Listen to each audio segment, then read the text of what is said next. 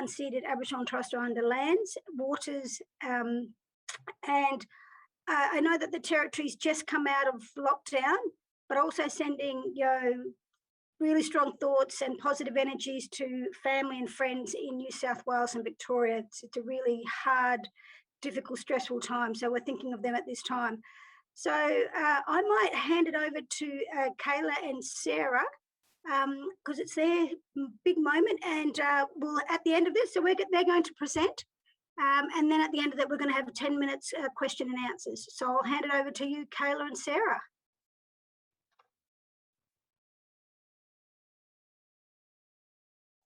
You're on mute. Kayla, you're on mute, bub. Of course I am. So I'm just going to, thanks Yvette, I'm just going to share screen and then we'll go from there. So can everyone see it? Yes. Okay. So welcome everyone, and thank you for coming to our seminar on what community researchers bring to the table. We appreciate you coming and hope that you find this seminar interesting and get a bit of insight into what it's like being a community researcher.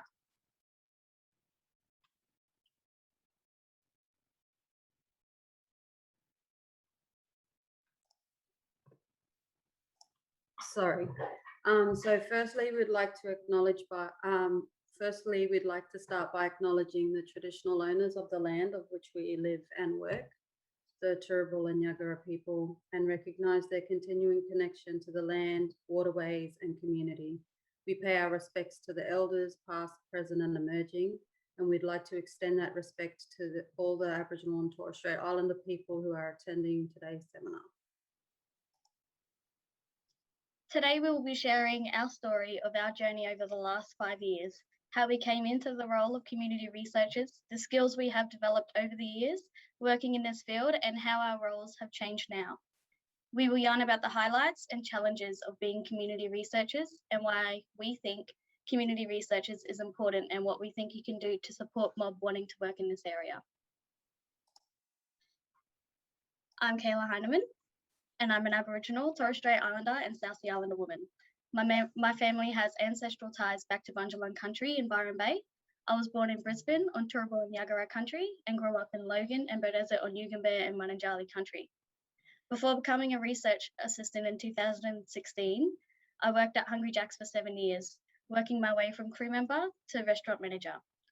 Bringing along my management and organisational skills from Hungry Jack's, I was keen to learn what being a research assistant was about and mainly looking forward to a change from the hospitality industry into a more community-based role.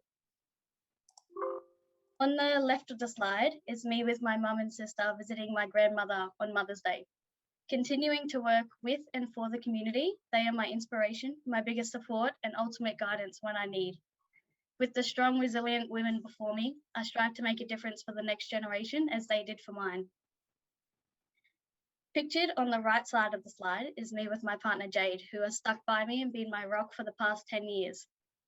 I also started a pop-up picnic business in 2019, which is the picture in the centre, and I named this after my grandmother and my eldest niece, being inspired by creativity and always wanting to continue to be the sunshine people need through families and generations. It's called Avalon K Picnics. Not having any children of my own yet, above all, my favourite job in the world is being auntie to my nieces and nephews. 6 out of 19 are pictured in the top middle photo, 4 of them which I was in the birth room with my sister. They inspire me to grow and learn every day, and I'm so proud and lucky to have each and every one of them. Knowing that the IBIS study and the birthing in our community program have created a great maternity service, and the benefits of having these services for Aboriginal and Torres Strait Islander women in my community gives me aspirations to one day access these services myself, and then knowing that women and families in my community can be well looked after and have a great experience too.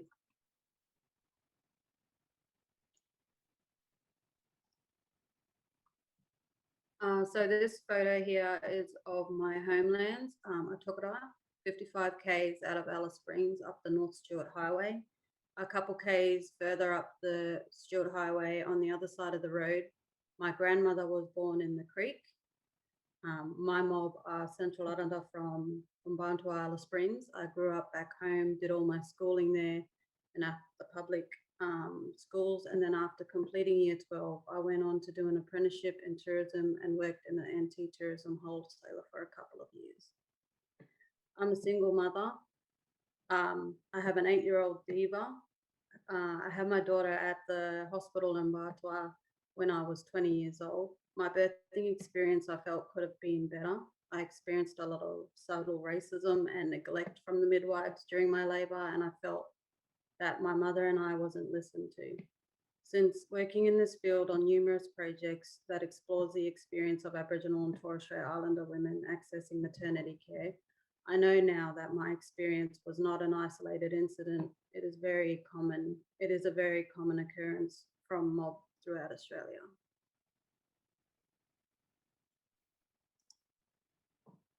So a little bit about how we found ourselves in research. My sister told me there was a research assistant position being advertised and that I might be interested in applying. When she mentioned research, the first thing I pictured was science labs and people in white coats dissecting frogs. Obviously, I didn't know much about research or how broad research is, and I didn't know much about the health sector either, other than from a client perspective. After reading the job description, I thought, hey, this looks all right. Doing surveys with women having Aboriginal and Torres Strait Islander babies, I might be good in this role. I was also new to Brisbane. I came here looking for a new start and more opportunities than what was available back home. I had been living here for 6 months and didn't have any connections here. So I really wanted to connect with mob and was ready to explore work opportunities outside of tourism. At first, learning about research and health at the same time was very overwhelming, and being around new people in the work environment took time, patience, and a lot of questions to get comfortable. My introduction to research was unexpected and like stepping into the unknown. I had no experience or understanding of the impacts of what research can do, let alone be a part of the process. My cousin reached out to me to let me know that there was a job available and she thought I'd be a good fit to the team and the role as a research assistant. I was hesitant of applying, not knowing anything about research nor having a background in health either. I had a background in hospitality and I was there since being a teenager, and going for something out of my comfort zone frightened me. Applying for the job was one thing and getting the opportunity to have an interview was another.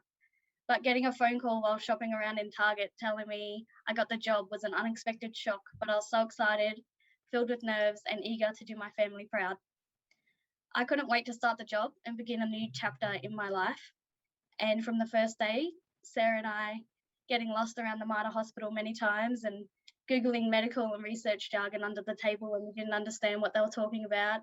We have learnt so much in research like ethics, informed consent, new softwares and data entry platforms, a new vocabulary, and as well the importance of confidentiality and overall why our role was crucial in the success of the IBIS study.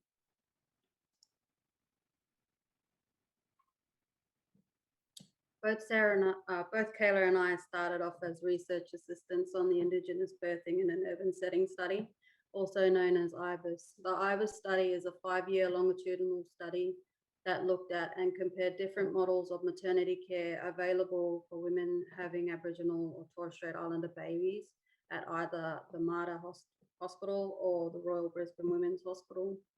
These services were the Birthing in Our Community program and the Narama Maternity Service. At the time of the study, the Narama Maternity Service was located within the Royal Brisbane Women's Hospital and had set clinic days where they booked out a room within the antenatal ward to see the women. The midwives had access to a community-based clinic in Zilmia, a northside suburb in Brisbane, and offered postnatal home visits until Bub is 6 weeks old. They had a health worker working alongside the midwives to support the women. The Birthing in Our Community program is a partnership between the Mater Mothers Hospital, the Aboriginal and Torres Strait Islander Community Health Service Brisbane, which is AICS, and the Institute for Urban Indigenous Health. The Birthing in Our Community program offers antenatal and postnatal home visits. They also run an antenatal clinic from the Murray Clinic once a week, which is located in the Mater Mothers Hospital, and have a Mums and Bubs hub located in Salisbury, south side of Brisbane. They have midwives and family support workers caring for the women until Bub is 6 weeks old. BoC was the first in Australia of its kind. It is a community-controlled organisation partnering with a private hospital that births 10,000 babies a year. This is where you can see impact that is driven by community control. The IVA study aimed to evaluate feasibility, acceptability, sustainability, clinical and cost-effectiveness of maternity care for Aboriginal and Torres Strait Islander families in southeast Queensland. We compared the differences between the Birthing in Our Community program, which is being a partnership and community controlled service, with Narama having no governance control, to compare which model and service delivery could reduce preterm birth, which would be the primary outcome of the study.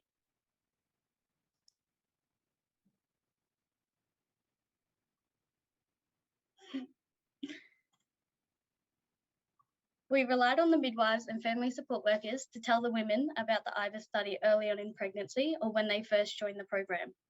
If the woman was interested, they would fill out an expression of interest form, and we would either catch up with the women when they came in for an appointment or contact them to arrange a home visit. Women were also able to self-refer when they seen us in the clinics. We would then go through the informed consent and discuss the best option for them to complete the surveys, whether it be online using their phone, on our iPad, in person with us in clinic or at home visits, over the phone, or a hard copy posted or left at the clinic for them with a sealed envelope. We made as many options available to these women to make it easy as possible to complete the surveys without any hassles. So the picture above is some of our IBIS research team with the Narama midwives and their health worker, Janet, who's sitting up the front of the table with the uniform on. I would attend their clinics on Wednesdays and Thursdays, Wednesdays at the hospital and the Zilmere clinics on Fridays. Being present in the clinics helped with the referral process to remind the midwives to ask women if they would be interested in doing the surveys. We had really good communication because I was there so often. They would ask me who I needed to see and check with me who I had met with and who I needed to meet before they went into appointments with women and offered to introduce me. Although I did sometimes feel like the midwives would act as gatekeepers and make decisions about who I should and should not talk to without asking the women first if they would be interested. Often I would sit in the waiting rooms with the women and their children while they were waiting to be called in for appointments. The bottom photo was taken at the Salisbury Mums and Bubs Hub. The two ladies on the left of Sarah is Denise, the receptionist, and Amalia, who was a receptionist but has since left. On the right of Sarah is the family support workers. Courtney, who is on the right at the end, is now the program manager at the BoC at Mums and Bubs Hub. We spent a lot of our time here and would often use the clinic as our base on the days when we had home visits. We built up a good working relationship with the staff there and loved being a part of the hub community. We attended their yarning circle days, family days, and joined in on activities whenever we could. It's like a second home for both Sarah and I. Going into the clinics had many benefits. Sitting down with the staff and the women accessing the service really helped drive the referrals and consents. This is because both the staff and the women were able to really get to know what the research was about, what the aim was to improve the service, and then they wanted to help out to be a part of it as much as they could. We did informed consent and surveys with women while they waited for their appointments and was able to maintain retention by keeping in touch regularly with the women. We received updates regularly from the women and the family support workers to know if they'd birthed or if they'd been admitted to hospital during pregnancy. This was an important information for us to know when following women for their surveys so that we could add in correct time points and understand if the woman had too much going on and to hold off on the survey until other priorities were settled first instead of being a burden.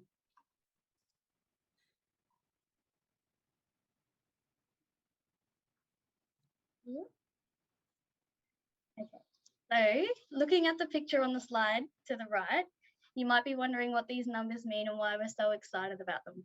In the green, numbers tell us that 531 women completed the first survey with us and consented to be followed up for the surveys until Bub was 6 months old.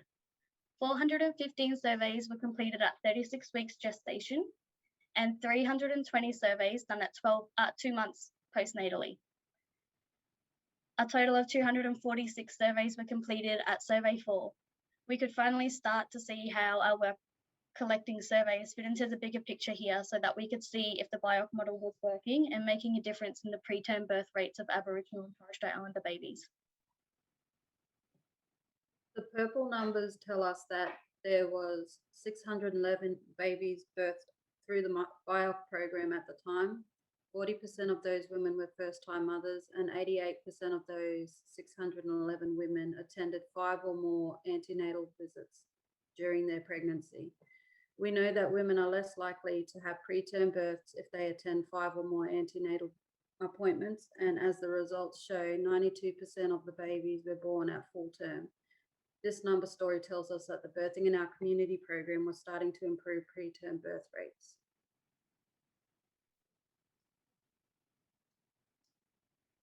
A total of 1,512 surveys were done throughout the IBA study. So what does work on the ground look like, you may ask? Well, it's a lot of baby cuddling, yarning, and driving around to do home visits, sometimes from one side of Brisbane to the other side. Doesn't sound like a lot, but relationship building and providing flexibility was a pivotal part of the role to ensure women understood the study and felt comfortable sharing their stories with us and stuck with us until Bub was 6 months. Women consented into the study from around 20 weeks, and we followed them through their pregnancy journey and early parenting journey until Bub was 6 months old. During this time, we asked women to complete a total of 4 surveys and the Bailey's infant assessment at 6 months, which Sarah and I both received the training to do. The mums and families enjoyed watching us do the Baileys, and we would explain to them while we were doing it what we were looking at and that we were looking at baby's growth and development so that they understood what we were doing.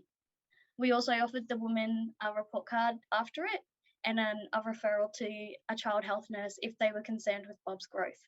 Sarah and I worked really well as a team. I would do the Bailey's infant assessment with Bob, and Sarah would be yarning through the survey with Mum.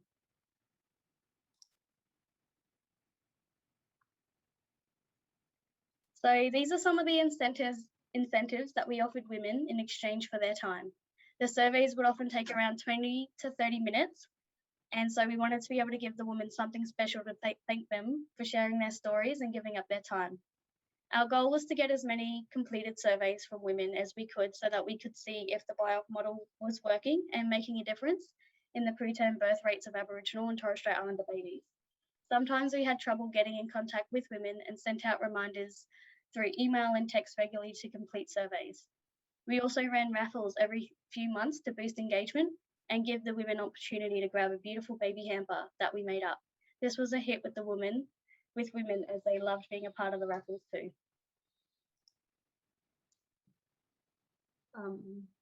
So Tell My Story is a sub-study of the IBA study.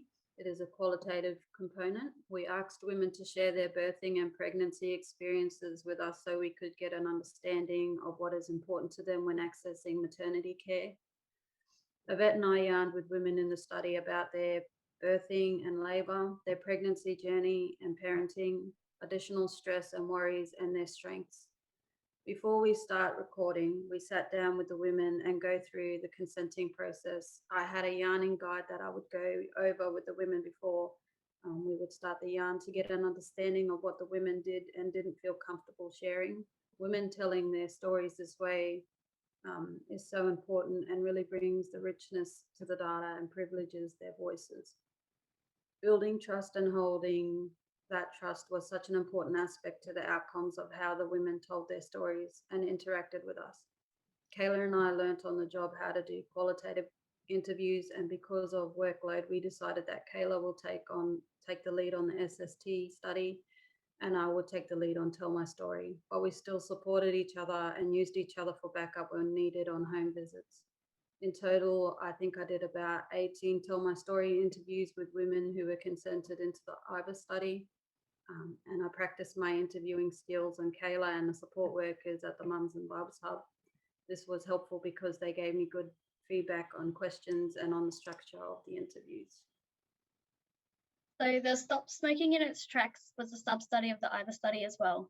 It was an intense incentive-based smoking cessation study that followed women through their journey of quitting smoking. I would meet with the women twice a week at the start of the program to really provide support, information, and encouragement to quit smoking. As they quit, the visits were less intense, going to weekly and then fortnightly. We offered nicotine patches and gum and other things to help support the woman and the partner too if they were quitting. And we had a smokalizer machine that I took to visits with the women, and they would have to do that and get a green reading in order to receive a reward.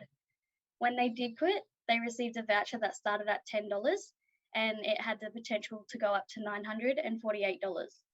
Once baby was born, and if the woman had quit successfully, then we would go back to an intense cycle of twice-a-week visits to encourage mum to stay quit. Being a pilot study program, I had to be flexible with the women and build a very close relationship to build trust and keep an open, honest communication path.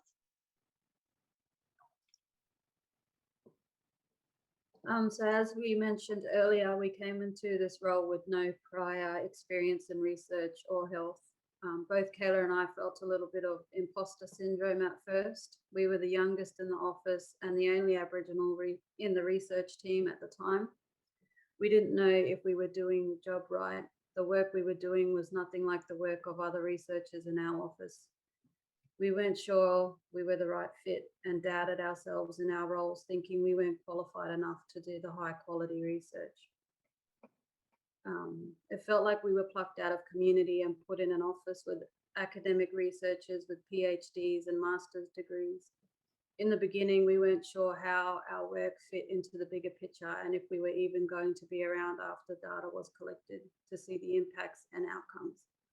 Fortunately, we have been given the opportunity to be involved as much as we wanted to in the research. This is so important because the women shared stories during their most vulnerable times, and we wanted to be able to ensure them that the discourse would not be distorted during analysis.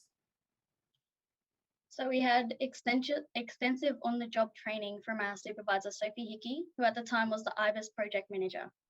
This included us learning about ethics, why consent is important, and the negative history of research in Aboriginal communities. Sophie spent a lot of time explaining our roles and why gathering qualitative and quantitative data is important to be able to tell the story. It took a while for us to really take in all the knowledge that Sophie shared with us. But once we did know the potential impact collecting this data could have, we felt more confident and passionate in our roles.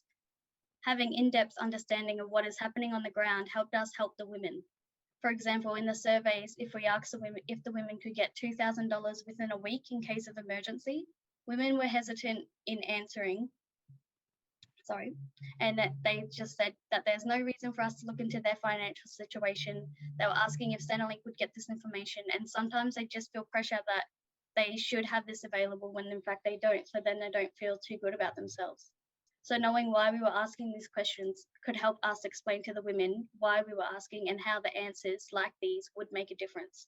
We were able to explain to women what the study was about, and the women were more than happy to complete the surveys to support the maternity service they were accessing in hopes to see improvements in maternity care.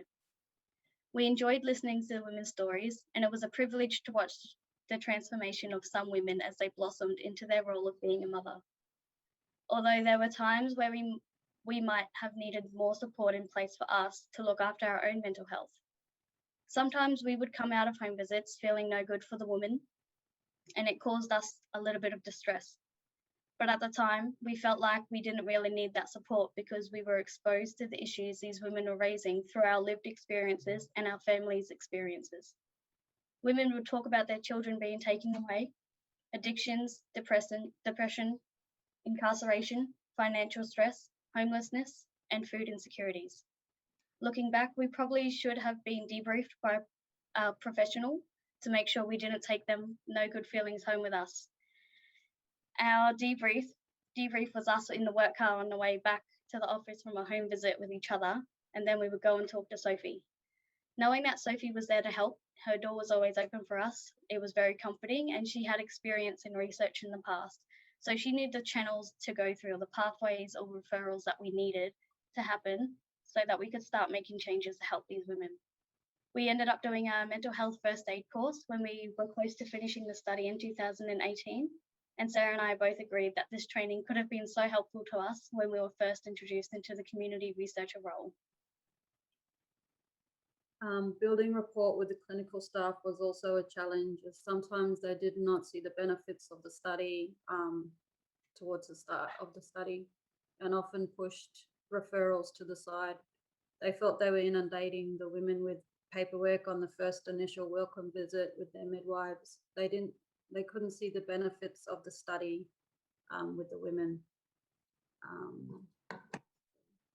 because they didn't understand the purpose of the study. This also meant they weren't comfortable talking about the study with the women. But once we joined in the clinics and visited there more frequently, the teams got comfortable with having us, and they understood how beneficial the study could be if we all worked together.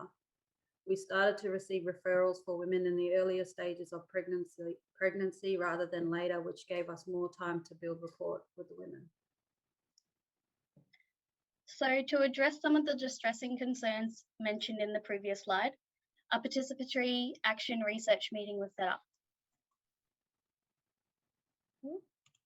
So Sarah and I met with Sophie, Yvette and Sue and would take this time to share some of the feedback coming from the ground. Sophie would then focus on those areas in the data and present a case at the steering committee that happened every 3 to 6 months. The steering committee was made up of stakeholders from AICS, IUE, the MATA and the research team, which made joint decisions about the services before implementing action. This process ensured women could see changes coming from the research without having to wait for the study to finish. Having this process in place made both Sarah and I a lot more confident and that the work we were doing can help make a change and leave a positive impact. With both the women and the staff seeing results in action implemented throughout the study, this grew a trusted relationship between us, the staff and the women, and they took the results of the data seriously to benefit the community. One of the examples of how PAR made a difference is the full-time employment of a social worker embedded into the Salisbury Mums and Bobs Hub. We were hearing a lot of social, emotional and wellbeing stresses from the women that we knew we needed to make a change now to help them. We raised this issue with Sophie, Sue and Yvette at our PAR meetings, and then they took it to the steering committee to discuss and show evidence of data that it was an issue in the community, and that if women could gain help with their situations, the services could wrap around them and help them to reduce stress during pregnancy. The steering committee agreed to move forward with this decision, and the BoC Hub gained the social worker. In addition to the Plan, Act, Reflect process, we had a child health nurse, Professor Krusky, following up the triggers as they came through. A trigger is a notification that lets the research team know that a woman has completed the survey and reported a high level of social and emotional well-being distress or high concern or health concerns for herself or her baby. And we wanted to be able to address these concerns. We also wrote field notes regularly after the clinics and after home visits to note down our reflections, our feelings about how we think the home visit or the clinic day went, and note down some of the details like body language, the vibe in the clinic or the home visits on the day, just things we couldn't capture through surveys or in audio recordings. We also wrote field notes that further explained women's situation about what was happening for them at the time of doing the surveys. This helped, along with the surveys, to push for change and improvements.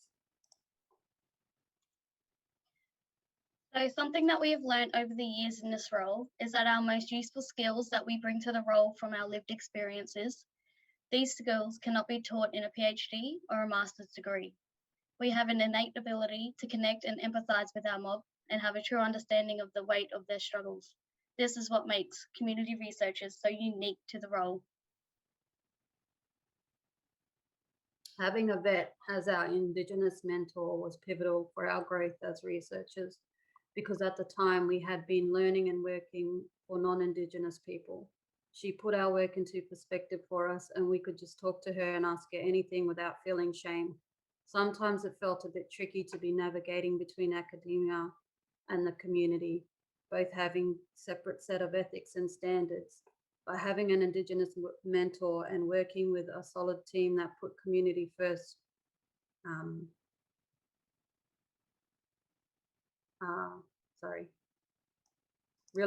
really made the job rewarding for us. We think that when supported by the right people and given the opportunity, community researchers do have a lot to offer to the job by bringing in our own lived experiences and worldviews, which in the IVA study really enhanced the research results that we now see being published.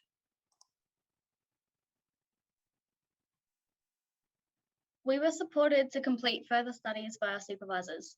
Even though Sarah and I didn't think of completing any studies or getting any qualifications, Sue, Yvette and Sophie always encouraged us to think about it and think about our career paths.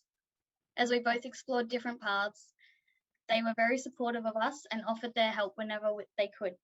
Feeling well supported and valued in the team made us enjoy our roles 1,000 times more. I ended up completing a diploma in project management in 2019. Sarah and I have been trained to perform the Bailey's Infant Assessment, which is a technical instrument to measure babies' development, to tell how babies are progressing, as well as creating reports from the assessments to give to mums. I'm more aware of barriers for women accessing good quality maternity care, like housing, security, and financial stress, and I've gained more skills about project management from spreadsheets and data softwares. If you are thinking about bringing a community researcher into your team or thinking about becoming one yourself, we encourage you to be open to opportunities, new learnings, and personal and professional career growth.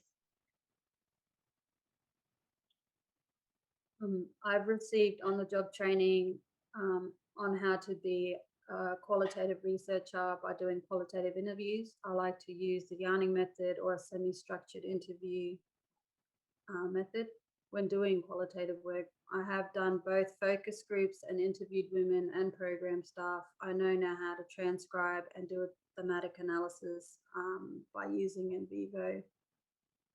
I've learned how to apply my Indigenous lens to my analysis. I've worked across numerous projects, including evaluating the family wellbeing services run by IUE here in Brisbane, and the Australian Family Nurse Partnership Program, also here in Brisbane. I've done some work reviewing the Australian Nurse Family Partnership Program's educational materials that they provide their clients and the yarning guides that the staff use on home visits. I did some work on the Thompson breastfeeding study, following up surveys. I've done focus groups for a contraception and family planning study. We've presented at numerous conferences in and around Brisbane, and I have helped run a research workshop for the Deadly Choices team at IUE. We are both co-authors on published papers and of a recently published book chapter talking about participatory action research. I'm currently working on another paper that explores women's perspectives of well-being. While being in this role, I've completed a Cert 3 in Community Services, and at the end of this month, we'll have completed a Diploma of Indigenous Research externally through CDU. So where are we now? I am now the Executive Research Assistant of the Molly Wardaguga Research Centre, where my day-to-day duties consist of university systems, ITMS, web designer, social media manager, and more. I completed my diploma in project management in 2019, and now I'm currently studying my Masters of Business Administration. I'm lucky enough to have had the opportunity to work with both the Birthing on Country and Caring for Mum on Country team of East Arnhem Land, and providing some admin support for the new Jarkami documentary that just launched. I love working for this team and doing great things for Aboriginal and Torres Strait Islander mothers, babies and families. I want to continue playing my part in the community, improving maternity and health services, as well as making sure when it comes the time for my nieces and the next generation of women to have babies, that their care will be the best that it can be, and that they will be able to embrace pregnancy and motherhood and have a beautiful experience. I'm still working at the centre as a community researcher for the Molly Wardaguga Research Centre. Soon I'll be back in the clinics doing surveys for another study similar to the IVA study called the Building on Our Strength study, and we'll also be doing qualitative interviews. I'm currently following up women to complete surveys for the BoC study in Nowra. This study site is a partnership with Wominda, so I do those follow-ups via email and text. I've also created a website accessible through a QR code that women can access to self-refer and read more information about the study to keep up with the COVID pandemic changes.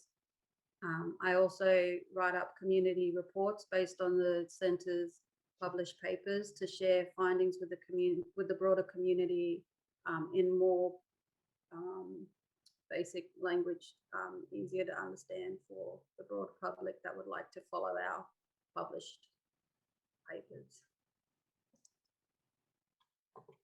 So from this presentation today, our 3 key points as take-home messages about what community researchers bring to the table and the best way to support community researchers is 1, having Indigenous mentorship and leadership to support them in their role. 2, support them in both personal and career growth, as well as creating future opportunities for community researchers after the study if possible.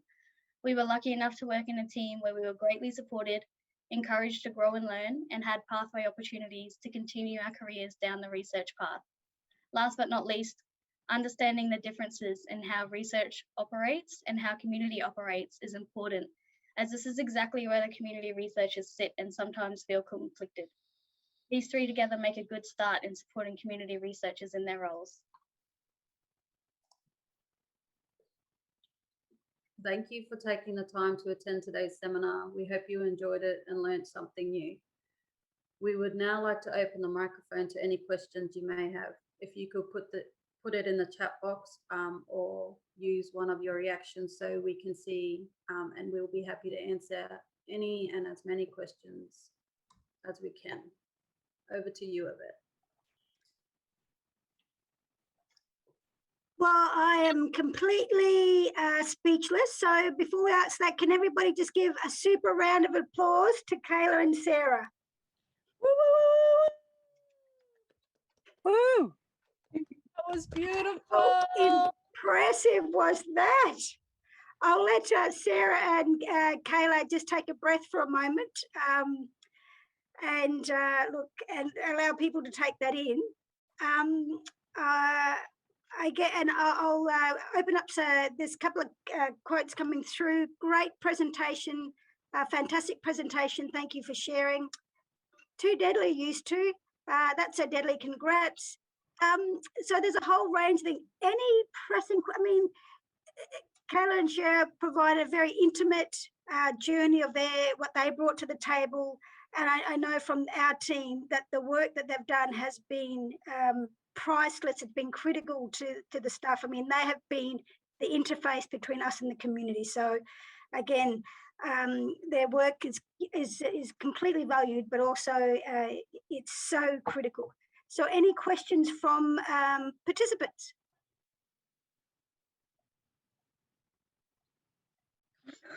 Shannon, over to you, Shannon, if you can unmute. And can you just introduce yourself, Shannon, in case people don't know your connection to the study, because you've had a critical role in this study.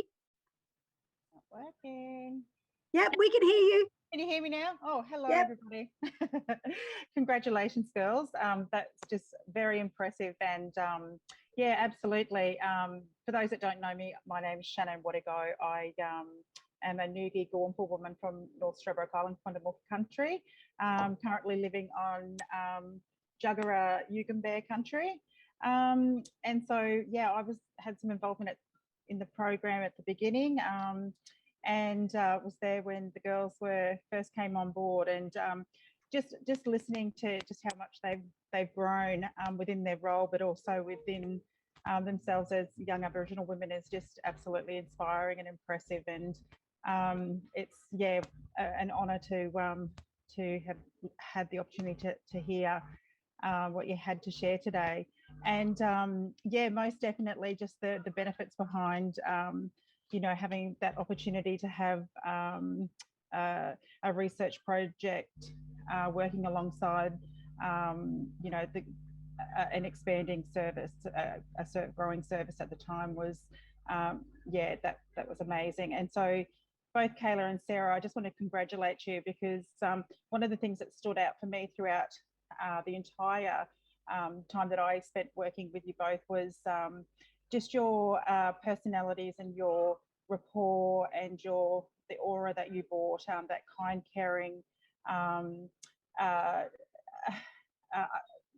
very beautiful listening skills, where you were actually allowed the women to share their journey without that being overtaken by the person interviewing. I think that was absolute pivotal. And so well done, girls. I'm just absolutely blown away.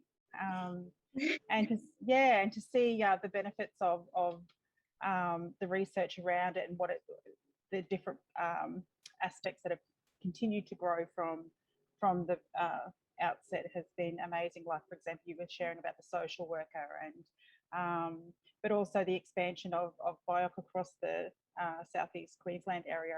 I'm currently working with Yulibarriba Aboriginal Health Service for another month, and they're recently launching their birthing community program in the Logan region, and now the north side of Brisbane. So yeah, very exciting. Yeah, so it's yeah. Thank you so Fabulous. much, Shannon, for sharing that. And like Shannon mentioned, she's seen these young women grow over 5 years, and to see them blossom into amazing, talented women, which they were before, Absolutely. but to Yes. grow into themselves. So thank you for sharing that, Shannon. You're welcome. Sam Faulkner, can you introduce yourself, Sam? Sure, thanks, Yvette. I'm Samantha Faulkner. I'm the Indigenous Health Advisor at the National Health Medical Research Council, so based on Ngunnawal country in Canberra. Congratulations, Kayla and Sarah. That's really lovely to hear from you both and to hear about your roles in the IBIS. And yeah, I was really impressed, and congratulate you both on your journey and what's to come as well too. So I did have in the chat there, do either of you have any desire to continue research and even lead research one day? Kayla, and then I'll hand it over to Sarah.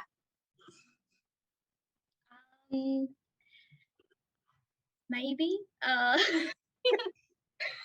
This is I'm currently so we're in the research centre and I'm more of an admin role.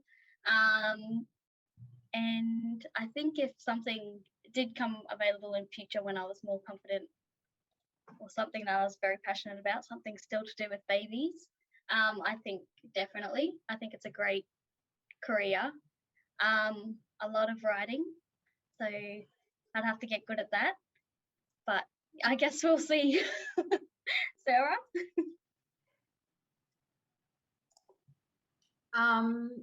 Yeah, I think that soon I can. So I've my role's sort of changing now, and I've been in different parts of I've been exposed, I guess, to different parts of what research is and looks like.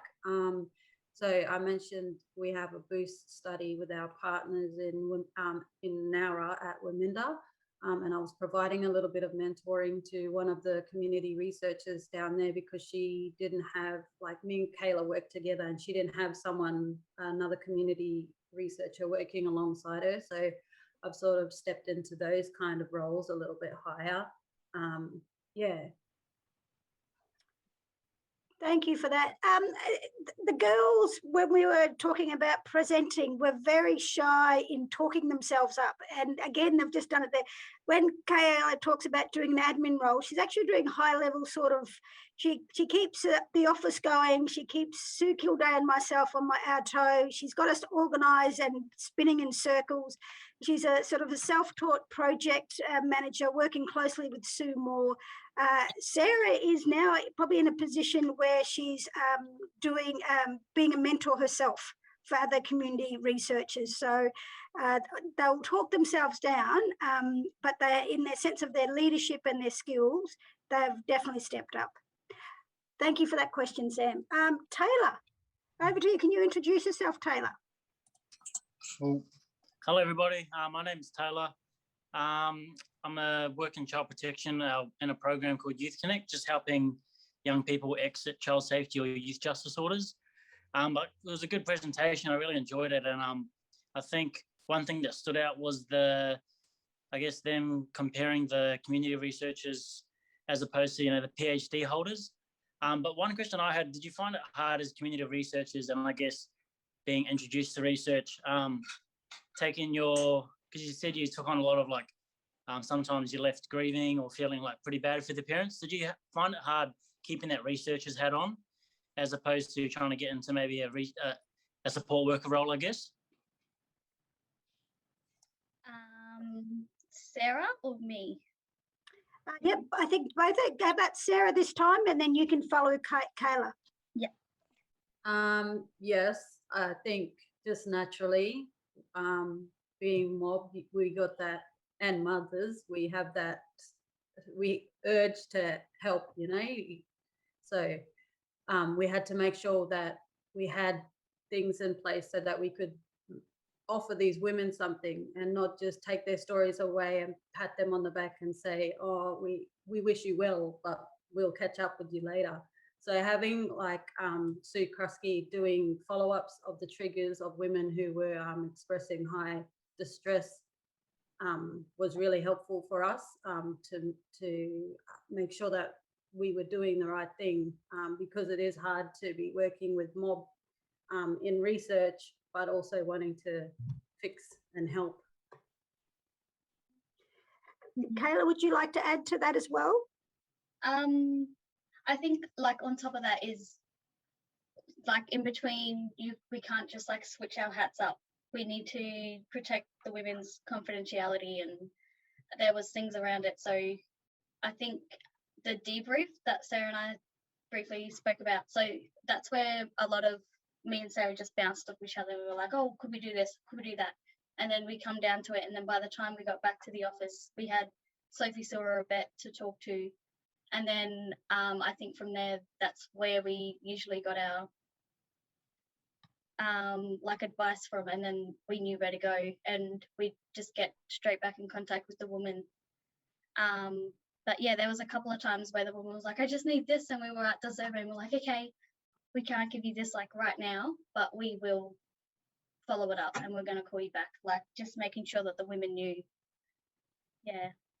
Also, I just want to add, we were really transparent with the women about referrals, and we made sure that when we're doing the surveys with women, we would tell them, you know, we think this service might benefit you, or would you like us to get you a referral to this service? Like we would be really transparent so that when Sue Krusky would call them, it wasn't like cold calling and why are you ringing me up asking me about all my problems kind of thing. So yeah, we did that too.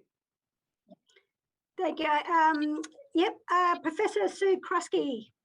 Hello everyone, Sue Krusky here, the aforementioned Sue Krusky. So I just want to highlight, it's a really great question, Taylor, and it was a great response because, and it really highlights the methodology that we brought into the program, into the research. It's participatory action research and health services research, where we don't want to be this this observer from the sidelines to see if research fails or succeeds and then writes up a program. So I think what it does reflect is that obligation that Sarah and Kayla brought to their work, that it would be unethical to actually not act on the information with their permission and done in a really supportive way, and use tool as a lever to then, like they say, get a social worker, make sure these women are accessing services. So the sort of research we do is very much continually refining and feeding back and using research to help highlight how we can improve care for women. So I think that's something we should be proud of, but unfortunately it's not often supported by research purists, and it's our job now to actually to publish and to tell that story in a way that actually lets this type of research be seen as legitimate. All right. I'm going to do a cold call now, and I see Nikki Wiley on the Zoom here. Nikki, can you hear me? No.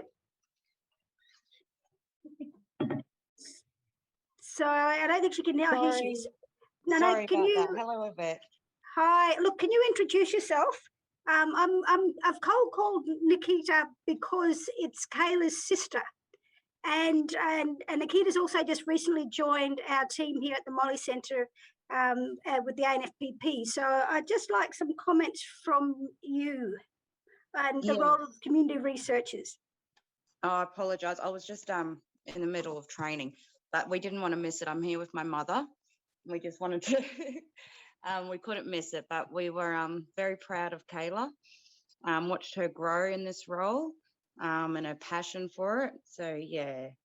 And the research behind it. I'm a nurse, so 100% behind research, and yeah, it was just beautiful. And the way that the support behind her as well, and the leadership that's guided her there, it's excellent. Thanks for that, Nikki. I'm just going to also, I'm going to go, before I put it to, I'm going to ask Sophie and Sue to make a comment. A student that's recently joined our team is Anvita, who is a PhD student. And I'm just trying to think, in the conversation that Sarah and Kayla talked about, that they shared with, how does this impact your research, or how does it help frame or understand the role of community researchers? I had no idea how much work went into it, because I'm working on BioC and trying to do an economic evaluation whenever I start working on it. And I had no idea. Like I've read all the publications that came out of it, but just listening to what these two women did in the IBIS study and looking at all the numbers in the surveys, that's what's led to these numbers now. And it's opened my eyes so much. So thank you. Thank you. Yeah. Sophie, and then I'll follow with Sue, and then we'll wrap it up after Sue's comment. So over to you, Sophie Hickey. Hi, sorry, I didn't think I'd be coming on. I didn't have internet till 5 minutes before this started, and I was so thankful I could make it, because it's been an absolute pleasure, Sarah and Kayla, hearing everything that you had to say, and it's been an even greater pleasure working with you these last 5 years. I'm really looking forward to continuing to see what you continue to do amazingly. Thank you, Soph. Professor Sue Kildea.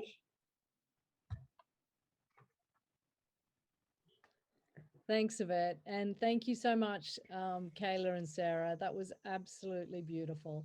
I learned so much from both of you every single day, and today was another day where I learned more about what you've done, and I haven't learned more about what you've contributed, because that's been so clear for so long, since the early years. Like you have, yes, you've grown in the role, but from the very early days, the pair of you it gelled so well together and brought such different skills and experience, and actually made the whole IBIS study something that we didn't even envisage could possibly have happened. And the way the steering committee responded to the concerns that you brought up was really, really impressive, more than I've seen in any other study I've ever been involved in.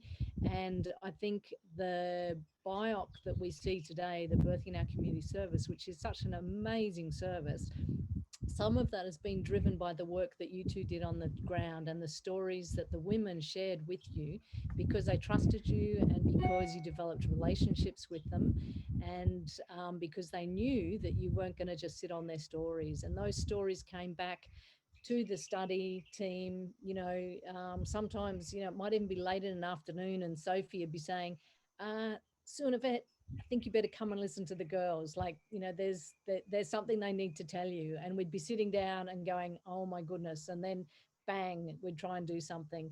So that was because of your respect in the community, the way you operated, the way you worked. And it's been just wonderful watching how you have both applied your skills to actually continue to learn and to study as well, which is great. I think the lessons for me are, it was good to be reminded today about the mental health first aid. We really should have actually done that in the early days. So that was a great a reminder as we think about putting orientation guys together for community researchers. I think the role of community researchers is so pivotal, and what we now need to do is actually think about how you train more community researchers, and we need to get more community researchers across all of our studies and support them appropriately. I'd like to also just do a shout out to Shannon, who's Shannon Wardaguga, who spoke a little bit earlier. And Shannon and her mum and Michelle Koziak, one of the Indigenous midwives that worked at the Mater, and a couple of the other Aboriginal liaison officers, those are the guys that actually made this research happen. And it was in my early couple of months at the Mater, more than sort of 12 years ago now, when I was just sort of wandering around the corridor saying hello to everyone and introducing myself, that these guys pulled me over and said, we need help, we need help. And it was because of what they did and what they said that the whole BoC program now exists. The research got up and got running, and they had an amazing Murray clinic, and they knew that they needed more resources and they needed to expand, and that's exactly what happened. So big shout out to Shannon and her team, who were pivotal in all of this starting, and big shout out to Sophie, who on the ground was just phenomenal working with these guys. And I think also for me, having a vet to walk side by side with me and make sure she could provide the Indigenous leadership was, it was a real difference to the study and how it went. So great team to work with, unbelievable practitioners on the ground, and the people that, not only the women that shared their stories, but all of those family support workers, the midwives, the managers, right up to the steering committee. Everyone gave us time for their interviews, and we know we're a little bit slow with publishing, but there's still more to come. So thank you to everyone, and massive shout out to Kayla and Sarah. You guys are simply amazing. Thanks for that, Sue and Sophie. So in summary, I did text Sophie and Sue earlier to say, make sure you bring your tissues this afternoon, because you'll hear an amazing story of watching, again, I can't say the word amazing enough, talented, smart, gorgeous, generous, humble women that have given so much to the team and been teachers to us as the team. And as a researcher, I feel so confident when I watch these two in action that they are doing research in the right way, which ensures that our community is in a position of consent, that they're privileging our voices, they're doing it in the right way that is very protective, and it's research that's focused on doing things. It's not about just getting a report and putting it on the shelf, and Kayla and Sarah have been at the front line doing that. And when we talk about Lancet publications or 13 publications and things like that, at the end of the day, we were able to tell that story because Sarah and Kayla were at the front line, and women engaged because of their relationship to Sarah and Kayla. So listening to this afternoon, there were little tears of joy and pride. So I felt like a bit of a mother hen as I fluffed up my feathers, feeling so proud. And I'm sure they're feeling quite exhausted. One of the things, there's a couple of things about the Birthing in Our Community CRE. One is about to share the messages that we do here at the centre, but also build capacity, but also promote Aboriginal and Torres Strait Islander knowledges. And I think today's presentation really contributed that. So again, from the team, we really thank Kayla and Sarah. And from everybody else, we can just say a show of hands, again, congratulating them on their terrific presentation this afternoon.